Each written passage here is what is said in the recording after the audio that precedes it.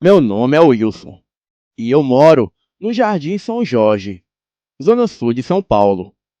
O que vou contar aconteceu comigo quando fui passear na casa do meu sobrinho Sérgio, em Itapetininga da Serra, interior de São Paulo.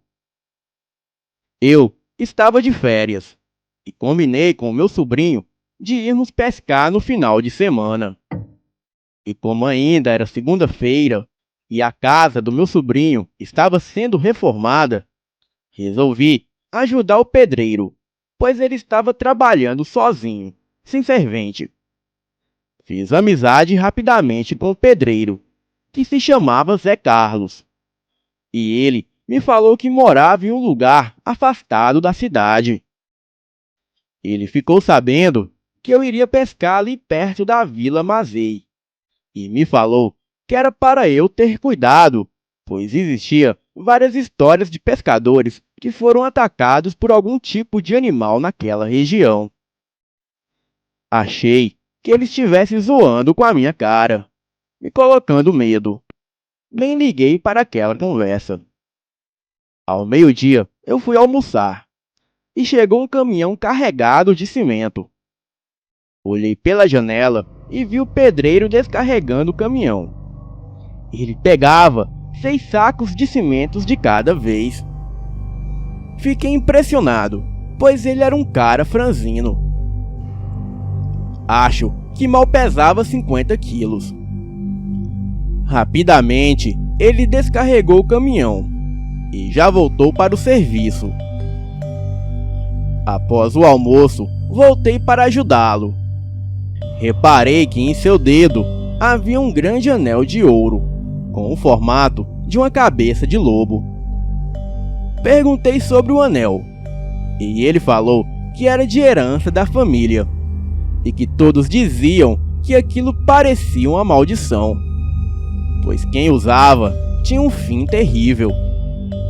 Porém, ele não tinha medo, pois ele gostava de coisas de ouro, mas a prata já lhe fazia mal, dava alergia. Bem, chegou o fim de semana e o meu sobrinho me falou que não poderia ir pescar comigo, porque ele tinha sido escalado de última hora em outra cidade. Mas se eu quisesse, eu poderia ir com seu carro, pois ele iria trabalhar de moto. Aceitei a oferta e ele me falou somente para ter cuidado, pois debaixo do banco do carro havia um revólver que ele guardava para sua proteção. Então chamei o pedreiro Zé Carlos para ir comigo pescar. Ele aceitou na hora. Chegamos no local, já era de tardezinha. O tempo estava bom e bem quente, e os peixes estavam pulando para todos os lados, e isso me animou.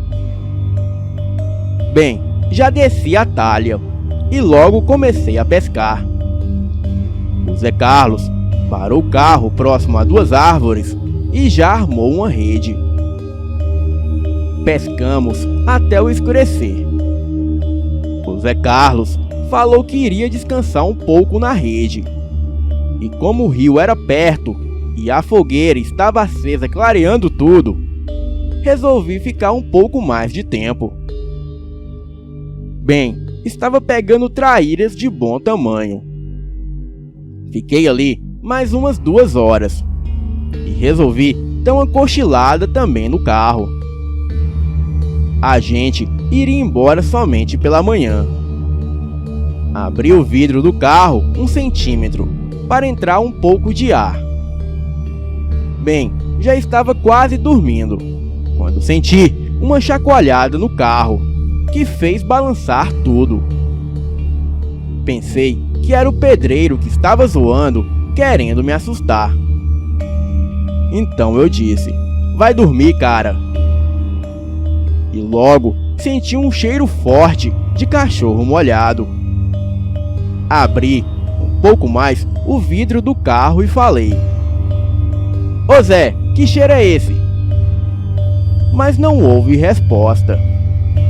Em seguida, ouvi um rosnado e garras enormes deslizando para dentro do carro, tentando me alcançar. Em pânico, me afastei e pulei para o banco de trás. E foi aí que me lembrei da arma debaixo do banco do carro. Foi tudo muito rápido. Aquela coisa estava puxando a janela do carro. E vi que o vidro logo iria quebrar, de tamanha era a força que ele fazia.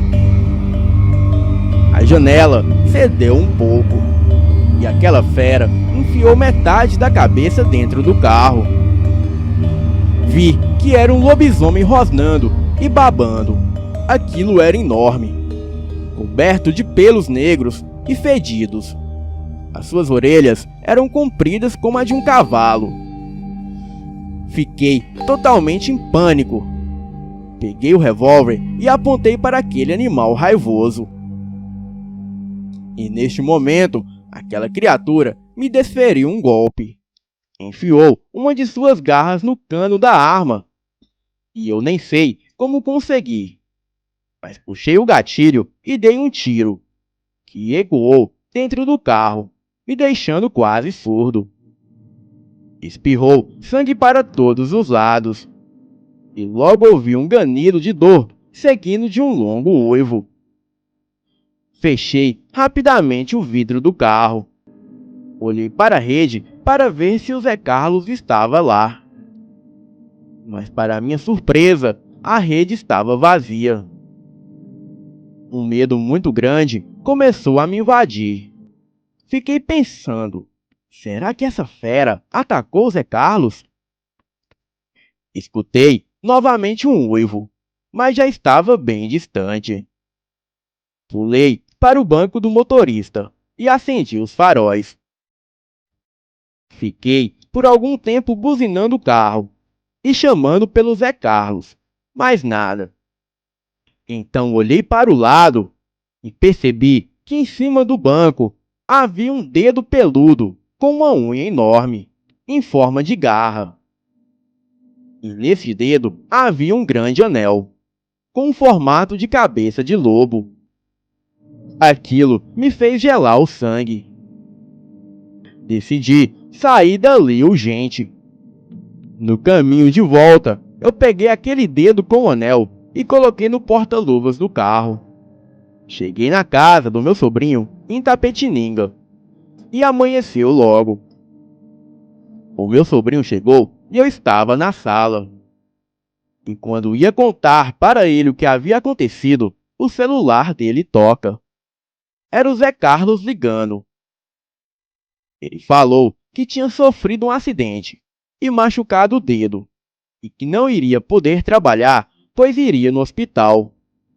E pediu para ele passar o telefone para mim. E eu atendi. Alô? Olha, Wilson, se você contar alguma coisa do que aconteceu ontem, eu vou me vingar. Vou matar todo mundo desta casa. Eu disse, não, pode ficar tranquilo. O seu segredo está guardado comigo. Então Zé Carlos falou, o que é meu, eu quero de volta. Sim, vou te entregar. Eu falei, pode deixar que eu te mandarei hoje mesmo. Me passe o seu endereço. Ele desligou o celular e o meu sobrinho ficou com uma cara de espanto.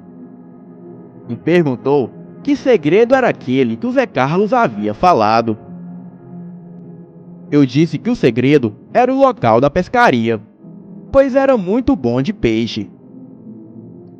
Então meu sobrinho falou, sei, depois você fala pra mim, hein? E saiu dando risadas.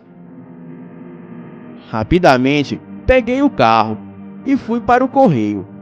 E quando abri o porta-luvas, quase caí de costas. Ali estava um dedo humano dentro do tal anel. Com repulsa, eu retirei o anel do dedo. Comprei uma caixinha e despachei o produto via Sedex. Lógico, a situação era de urgência. Na volta, passei no Lava Rápido e mandei dar um trato no carro do meu sobrinho, pois estava cheio de sangue da fera. Naquele mesmo dia, eu voltei para São Paulo. Alguns dias se passaram e fiquei pensando sobre o ocorrido. Logo, me senti aliviado, pois o passeio havia sido proveitoso. Fiquei feliz por ter livrado Zé Carlos daquela maldição. Eu mandei derreter aquele anel feio e transformá-lo em um crucifixo de ouro e doei para a igreja. Queria ver a cara de felicidade do Zé Carlos quando o correio chegou e ele abriu a caixinha do Sedex. E lá estava o que era seu, o seu dedo, são e salvo. Neste momento, eu percebi a razão daquele ditado que diz: vai-se os anéis, mas ficam os dedos. Boa noite.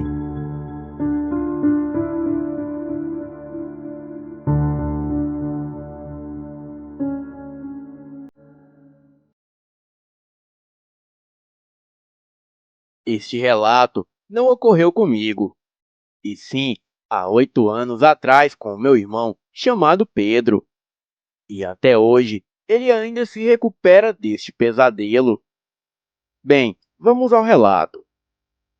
Estava ele, sua namorada e um amigo viajando em um carro de passeio e passeava por uma estradinha de terra completamente abandonada. Eles estavam há um certo tempo viajando, até que chegou o final da tarde, já virando para a noite. Nessa etapa, ele passou por um posto de gasolina de beira de estrada e pediu informações sobre um determinado vilarejo que estava procurando, sendo que o rapaz do posto lhe indicou o caminho, mas lhe orientou a tomar cuidado, pois pessoas relatavam serem seguidas e atacadas por um pássaro muito grande e que seu tamanho chegava ao tamanho de uma pessoa comum. O meu irmão riu e questionou o rapaz se aquilo era sério mesmo. O rapaz então ficou calado e o meu irmão partiu naquela direção. E apesar de muita insistência do seu amigo para ficarem no posto para pernoitarem, o meu irmão não atendeu ao apelo do amigo. Então eles partiram. E passado algum tempo, já na escuridão da noite, eles começaram a passar por um caminho todo esburacado. O carro era todo rebaixado e o deslocamento era muito desconfortável. A estrada estava um breu absurdo, pois só se via a frente. E as laterais e a traseira era tudo um breu. Então, em um determinado ponto da estrada, em um milharal, o carro começou a falhar e não respondia aos comandos. E em seguida morreu. O motor não ligava, sendo que só funcionava a parte elétrica, como os faróis. E de repente, eles ouviram do lado de fora do carro um grito bem agudo, seguido de um bater de asas, como se fosse uma galinha tentando voar, só que mais forte. Então, eles começaram a olhar procurando o que poderia estar fazendo aquele barulho. E foi quando eles observaram algo se mexendo no milharal.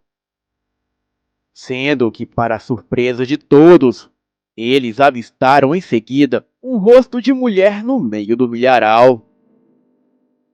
Meu irmão gritou perguntando se ela estava bem.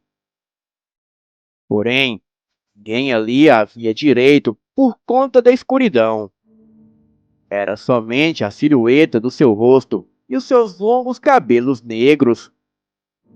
A namorada do meu irmão, que estava do mesmo lado do milharal onde estava a mulher, pegou o celular e jogou a luz na direção dela. Ela estava distante, mas o pouco que iluminou deu para ver que aquela coisa estava longe de ser uma mulher. O seu rosto era cadavérico e os seus olhos eram dois buracos negros. Da sua boca saíam presas como a de um vampiro. Nessa hora a criatura deu aquele mesmo grito estridente e agudo e foi saindo de dentro do milharal. E então todos viram a sua aparência nefasta. O seu corpo da cintura para cima ainda lembrava o corpo de uma mulher. Mesmo com a sua pele cadavérica, os seus olhos negros e suas orelhas pontudas.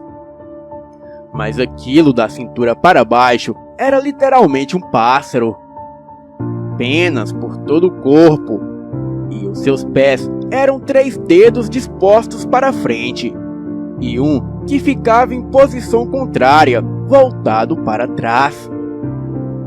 Esse ser parou em frente do carro, e neste momento, todos eles já estavam tremendo de medo e gritando, tentando ligar o carro ao mesmo tempo.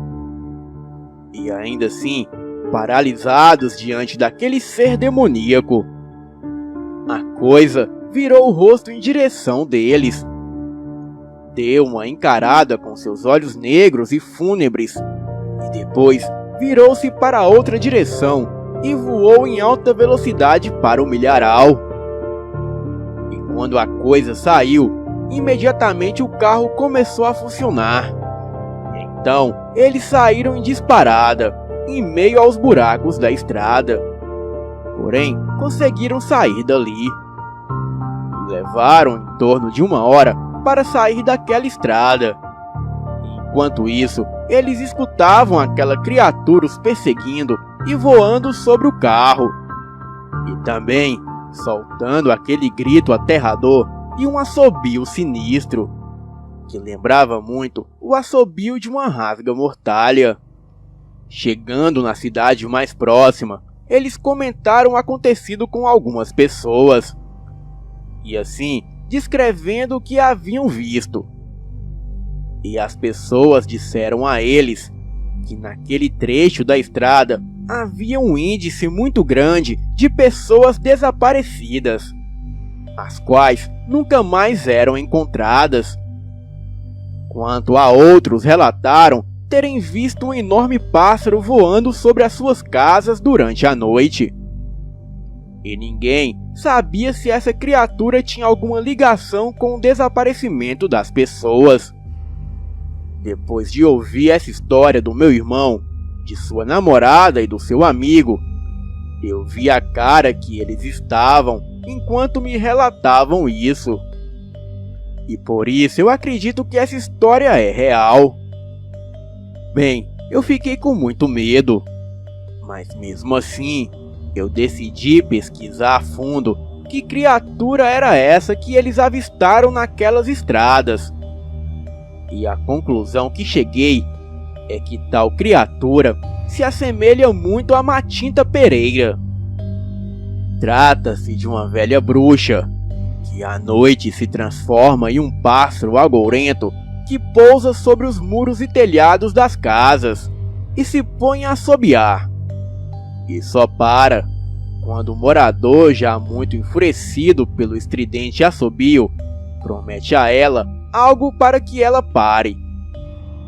Geralmente tabaco, mas também pode ser café, cachaça ou peixe. E assim, a Matinta para e voa. E no dia seguinte, uma velha mulher, muito parecida com uma bruxa, vai até a casa do morador perturbado para cobrar o combinado. E caso o prometido seja negado, uma desgraça acontece na casa de quem fez a promessa não cumprida. Também achei outro ser que essa criatura se assemelha muito, que é o Mananagal, uma criatura metade mulher e metade pássaro do folclore filipino. Mas afinal, se for de fato Mananagal, o que essa criatura estaria fazendo aqui no Brasil? O certo é que nunca vamos saber, mas de uma coisa eu tenho certeza: depois deste ocorrido, o meu irmão ficou traumatizado e evita a todo custo viajar à noite, seja para onde for. Boa noite.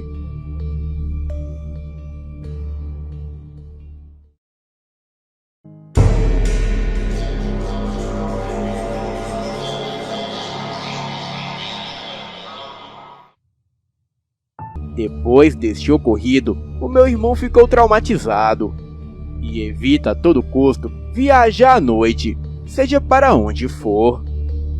Boa noite.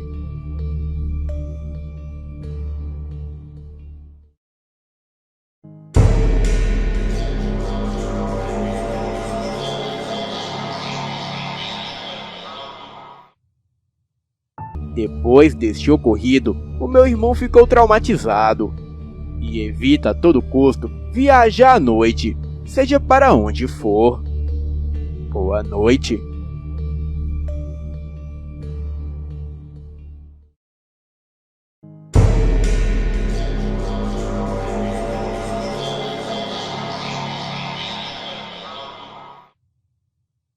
Depois deste ocorrido, o meu irmão ficou traumatizado e evita a todo custo viajar à noite, seja para onde for.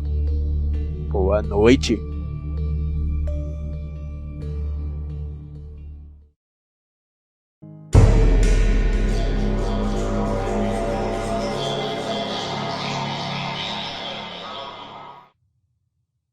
Depois deste ocorrido, o meu irmão ficou traumatizado e evita a todo custo viajar à noite, seja para onde for.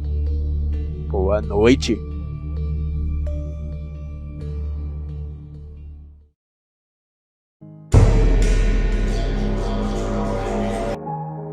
E apenas ouviram barulhos vindo do meio do caminho. A onça não recuava. Então, o Beto preparou a espingarda. E antes de atirar, ela veio para cima e acertou um arranhão no José. Bena começou a gritar alto para espantar a onça, mas não adiantou muito. A onça deveria ter uns 2 metros e pesar bem mais que 100 quilos. Estava cheia de fúria. O Beto errou o tiro e não dava para mirar com ela avançando em cima de todos.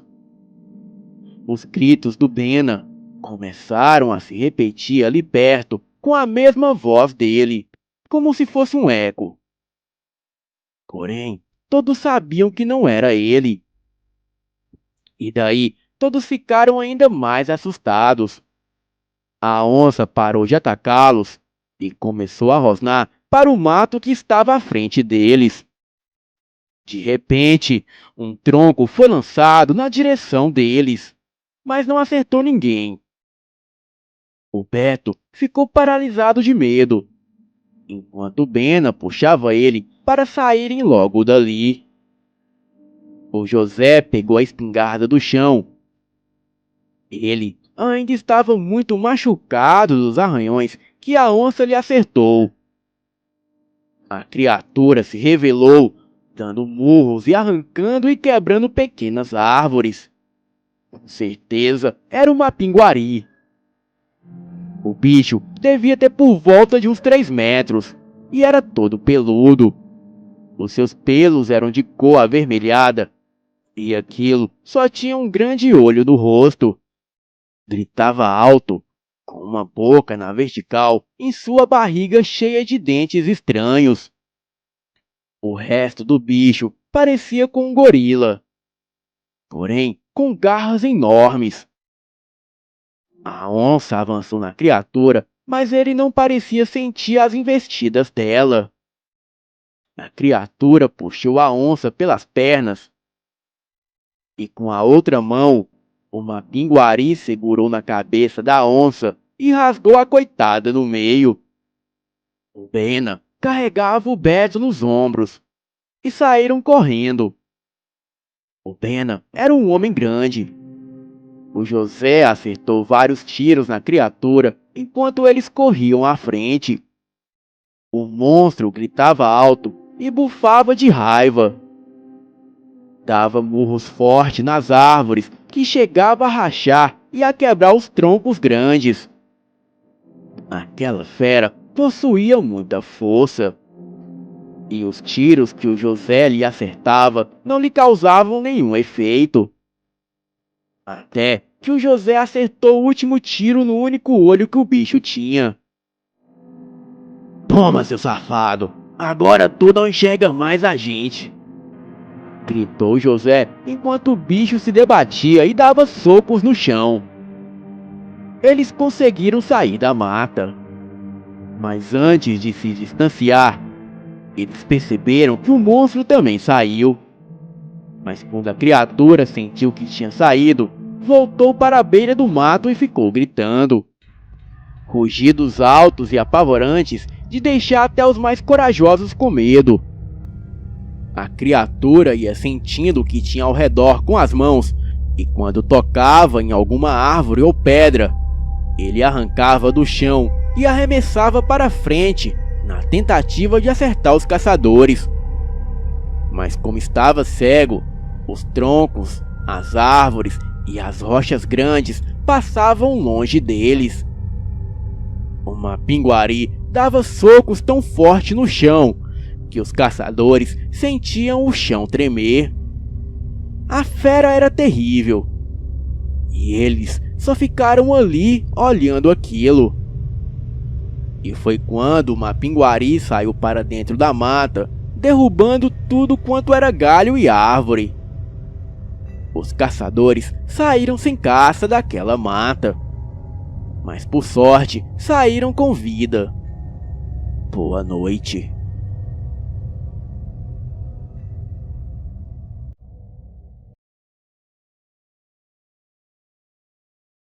Olá, o meu nome é Ramon e moro em uma cidade do interior de Goiás.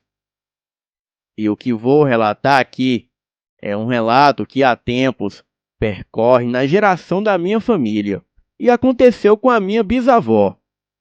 Vamos ao relato. Em uma época de quaresma, do ano de 1957, a minha bisavó era uma mulher muito religiosa e devota. Ela rezava o terço todos os dias, e quando chegava a época de quaresma, ela intensificava as orações, pois dizia que neste tempo o mal andava sobre a terra. Pois bem, em certa noite de uma sexta-feira de quaresma, ela estava em seu quarto e todos na casa estavam dormindo, quando de repente começou a escutar uma voz. Porém, como a voz estava muito longe, ela não deu muita importância. Mas a voz começou a ficar mais perto e ela levantou para olhar pelas frestas da janela de madeira. E como não viu nada, resolveu voltar a dormir. Mas de repente, as vozes ficaram muito altas, como se estivessem do lado da janela. E a voz dizia: "Me ajude! Aqui está muito quente! Me ajude!" A minha bisavó, tremendo de medo, se levantou, se pôs de joelhos e começou a rezar a oração do credo. Até que em um certo momento, a voz pareceu agradecer e cessou. A minha bisavó continuou rezando durante a noite toda, até adormecer. No dia seguinte, ela contou o que havia acontecido para uma vizinha. E a vizinha disse que isso era uma alma penada, que clamava por uma oração para que se livrasse do sofrimento. E a partir desse dia, a minha bisavó sempre rezava pelas almas penadas durante toda a quaresma. Boa noite. Fenômeno? Será que eu estava em Sete Além? Acho que nunca saberei. Boa noite.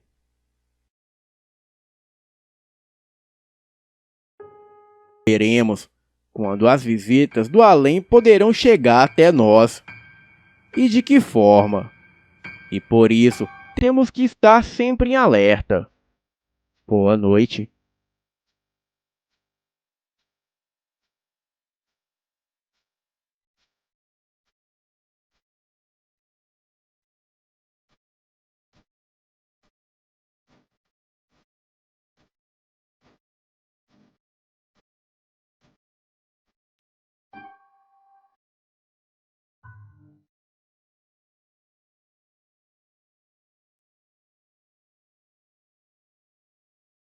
Trabalhei por muito tempo como vigia de um depósito, em um horário que seria das 14 horas às 22.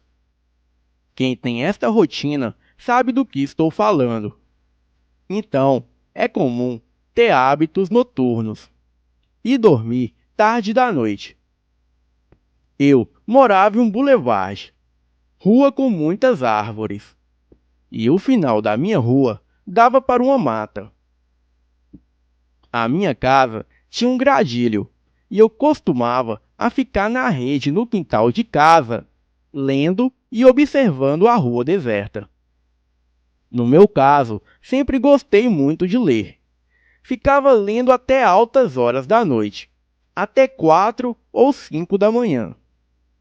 Mas há uns 7 anos atrás, começaram a ocorrer coisas bem estranhas. E uma noite, estava lendo, quando ouvi um som que nem sei como definir. Parecia uma gargalhada alta. E quando conto para as pessoas de confiança, eu não consigo imitar. Era como se viesse da esquina da minha rua, lá da mata. Na noite seguinte, a mesma coisa. E na seguinte também. Essas risadas diabólicas iam se intensificando a cada noite. Era mês de quaresma. Mas naquela época, eu não sabia se isso tinha alguma ligação. E foi quando, muito cansado daquilo tudo, eu resolvi ir até a mata, ver de onde vinham aquelas risadas. Bem, foi a pior decisão que tomei em toda a minha vida.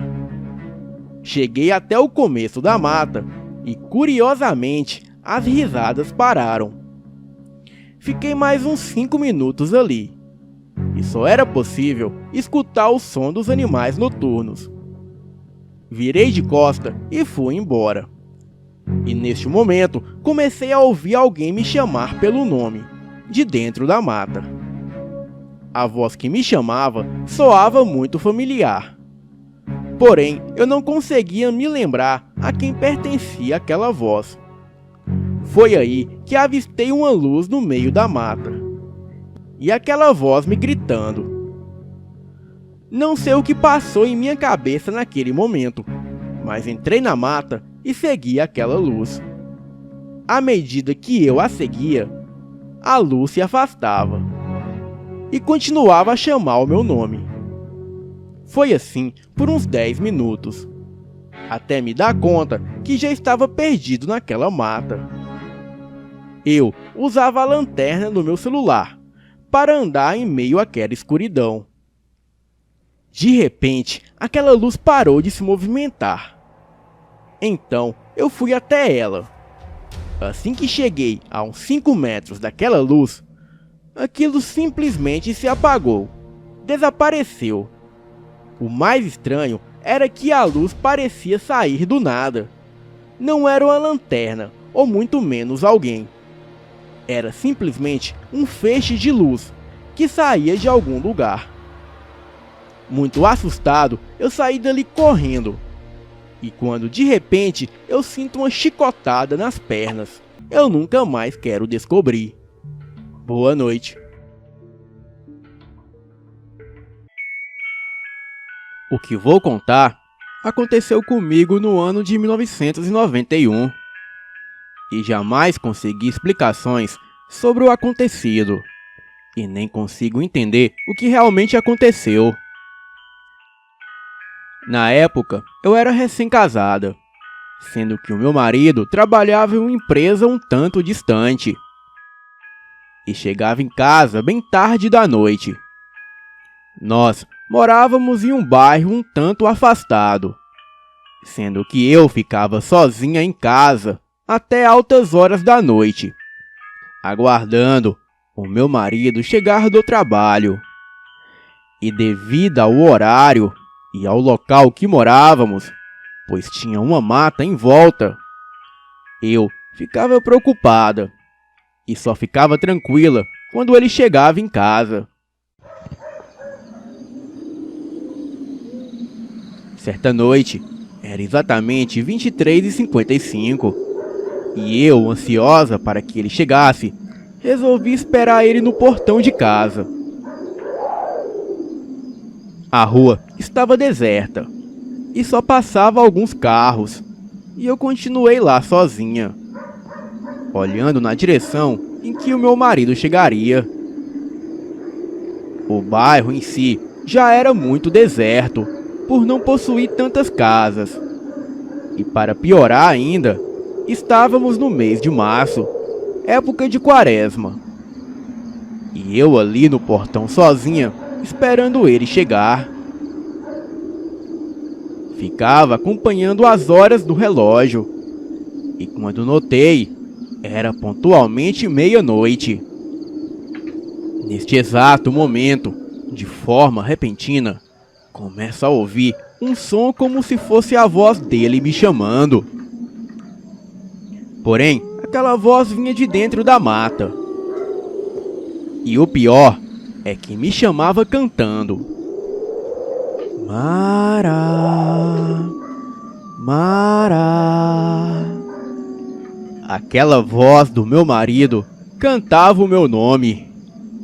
Fiquei olhando para a mata, procurando quem ou o que estava me chamando daquele jeito. Tendo em vista que eu já havia presenciado alguns eventos paranormais vindo daquela mata, eu já sabia que aquilo que me chamava era qualquer outra coisa, menos o meu marido. Fiquei atenta, olhando na direção do som. E o barulho vinha de uma encruzilhada, perto de um bosque que havia nas proximidades. E daí eu vi algo muito estranho. Era uma forma parecida com uma pessoa.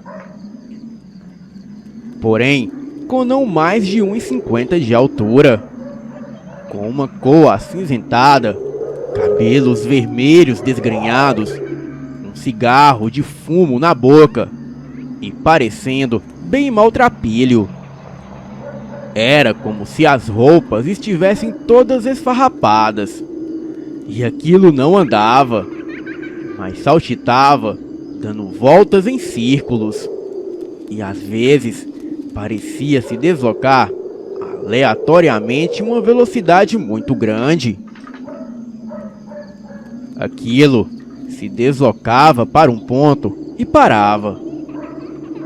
E depois, em alta velocidade, para outro ponto e parava novamente. E quando finalmente parou, a coisa tirou o cigarro da boca e disse com a voz do meu marido: Mara. Olhou fixamente para mim com aqueles olhos vermelhos sangue e deu uma risada diabólica, mostrando as suas enormes presas amareladas e pontudas. Eu vi aquilo e fiquei horrorizada. Gelei, nem sabia o que fazer naquela hora. Então, em um impulso automático, entrei correndo em minha casa e fiquei quietinha dentro de casa, com medo que aquilo me seguisse e derrubasse a porta. Fiquei ali tremendo até o meu marido chegar. Porém, aquela voz cantarolando o meu nome continuou. E além desta voz, também se ouvia uma risada bem macabra. Sempre que a coisa terminava de cantar o meu nome. Quando meu marido chegou, eu contei o que havia acontecido. E ele disse que não viu nada lá fora no momento em que entrou. Bem, eu não sei o que era aquilo, e nem por que cantarolava o meu nome com a voz do meu marido. Mas ele comentou comigo que em época de quaresma costuma acontecer muitas coisas sem explicação, e o melhor a se fazer é evitar sair de casa. Pesquisando pela internet, eu vi que a caipora tem os cabelos vermelhos e gosta de imitar vozes conhecidas, para assim fazer a pessoa se perder na mata, indo ao seu encontro, achando que está indo ao encontro da pessoa conhecida que a chama. Mas ainda tenho dúvidas se aquele ser era realmente a caipora, pois até onde pesquisei, a caipora só castiga pessoas mal intencionadas que adentram na mata. Mas é muito fácil subornar essa criatura com fumo. E talvez essa coisa só queria fumo, ou me pregar uma peça mesmo. Aquela mata é palco de muita feitiçaria e trabalhos de magia negra que as pessoas fazem ali. Justamente por ser mata e ter uma encruzilhada bem no meio do bosque. Em outra ocasião que esperava o meu marido chegar, estava ventando muito, pois era noite de lua cheia. Reparei que havia algumas oferendas ali na entrada da mata, rodeada por velas, e todas as velas estavam apagadas, pois naquela ventania era impossível ter alguma vela acesa. Porém, assim que deu meia-noite em ponto, todas as velas se acenderam ao mesmo tempo. Fiquei pasma vendo aquilo.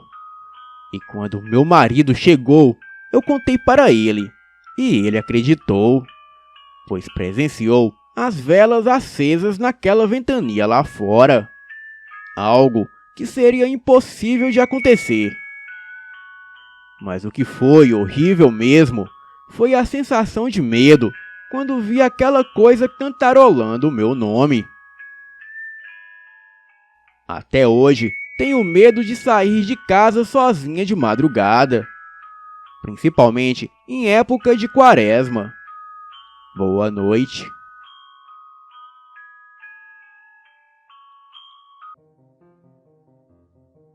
Boa noite, o meu nome é Vitor.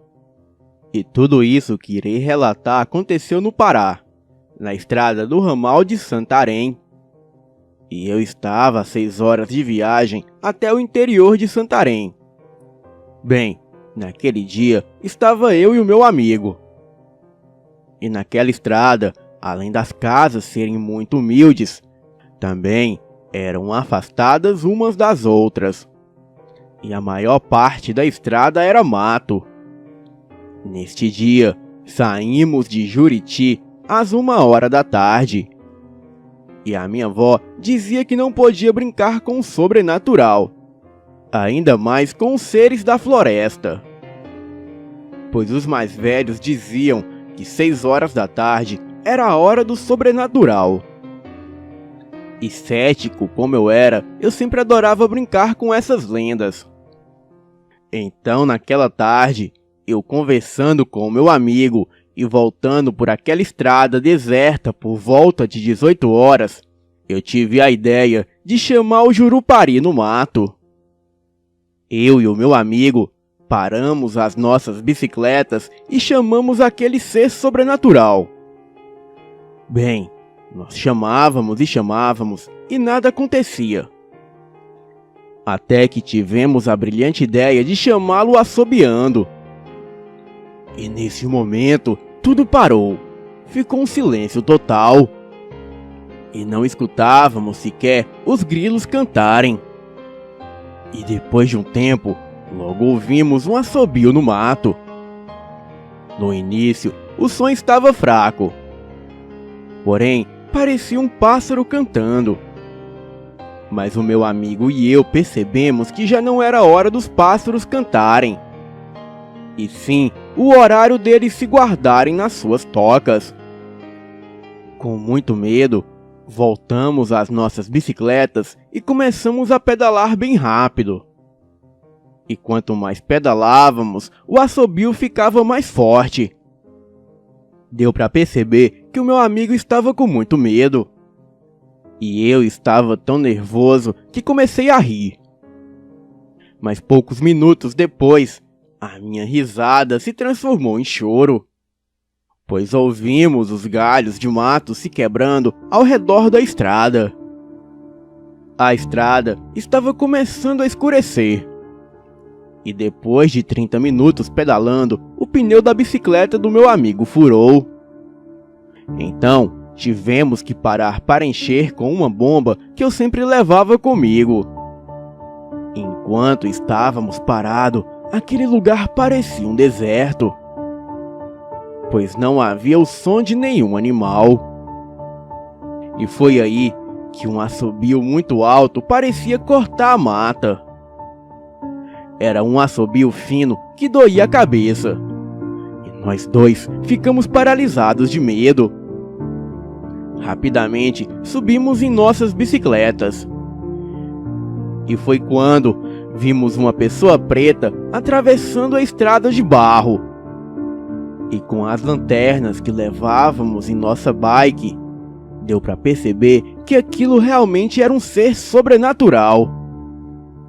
E naquele momento, ouvimos os sons de passos correndo atrás de nós. O barulho parecia o som de algo muito pesado batendo no chão. Eram batidas fortes, como se fosse de um animal quadrúpede. Aproveitamos que estávamos em uma descida e pedalamos muito rápido. E logo aquele ser parou de nos perseguir. Alguns minutos depois, passamos por uma parte da estrada que havia pouco mato. E um pouco mais à frente, havia uma pequena casa na lateral da estrada. E no fundo dessa casa havia uma lâmpada acesa. E deu para ver que naquela casa não havia ninguém.